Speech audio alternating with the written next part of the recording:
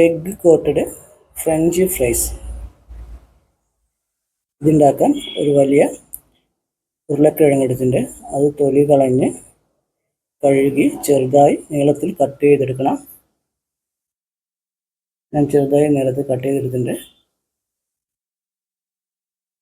ഇനി ഇത് കുറച്ച് സമയം ഉപ്പ് വെള്ളത്തിൽ വെക്കണം. ഉപ്പ് വെള്ളത്തിലിട്ട് കുറച്ച് സമയം വെക്കാം. ഇനി ഒരു പാത്രത്തിലേക്ക് ആവശ്യത്തിനുള്ള ഓയിൽ ഒഴിച്ചു കൊടുക്കാം. അതിലേക്ക് നമുക്ക് ഉരുളക്കിഴങ്ങ് ഇട്ട് കൊടുക്കാം. നന്നായി ഒന്ന് ഫ്രൈ ചെയ്തെടുക്കാം. എല്ലാ ഭാഗവും നന്നായി ഫ്രൈ ആവുന്ന രീതിയിൽ നന്നായി ഒന്ന് ഫ്രൈ ചെയ്തെടുക്കാം. ഇത് ഫ്രൈ ആയി വന്നിട്ടുണ്ട്. ഇത് നമുക്കിനി വെളിച്ചെണ്ണയിൽ നിന്ന് വേറൊരു പാത്രത്തിലേക്ക് മാറ്റാം. അങ്ങനെ മുഴുവൻ ഉരുളക്കിഴങ്ങും ഫ്രൈ ചെയ്തെടുക്കുന്നുണ്ട്. ഇതും നമുക്ക് പാത്രത്തിലേക്ക് മാറ്റാം.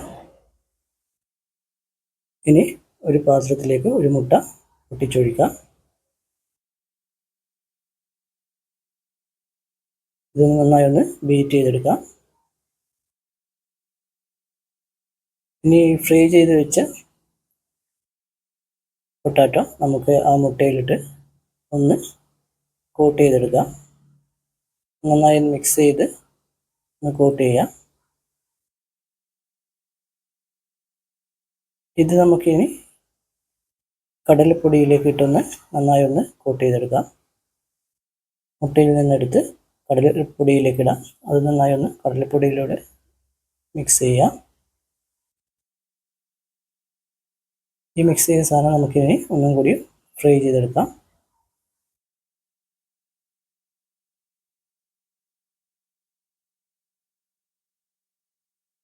നന്നായി ഫ്രൈ ആകുന്നത് വരെ നമുക്ക് വെളിച്ചെണ്ണയിലിട്ടൊന്ന് ഫ്രൈ ചെയ്യാം. ഇപ്പോൾ ഫ്രൈ ആയി വന്നിട്ടുണ്ട്. ഇനി ഇത് നമുക്ക് വേറൊരു പാത്രത്തിലേക്ക് മാറ്റാം.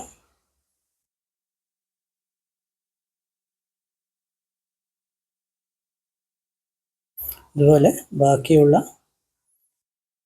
ഫ്രൈ ചെയ്ത പൊട്ടാറ്റോയും കൂടി കടലപ്പൊടിയിൽ നന്നായി മിക്സ് ചെയ്ത് വെളിച്ചെണ്ണയിലിട്ടൊന്ന് നന്നായി ഒന്ന് ഫ്രൈ ചെയ്തെടുക്കാം. ഇത് നന്നായി ഫ്രൈ ചെയ്ത് വന്നിട്ടുണ്ട്. ഇത് നമുക്കിങ്ങനെ വേറൊരു പാത്രത്തിലേക്ക് മാറ്റാം. ഇപ്പോൾ നമ്മുടെ egg coated French fries ready ആയിട്ടുണ്ട്. നമുക്ക് ടൊമാറ്റോ സോസിൻ്റെ കൂടെ കൂട്ടിക്കഴിക്കാൻ അടിപൊളി ടേസ്റ്റാണ്.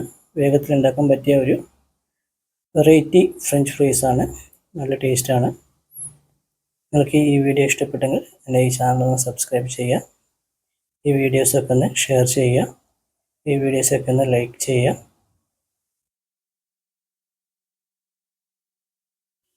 Thank you.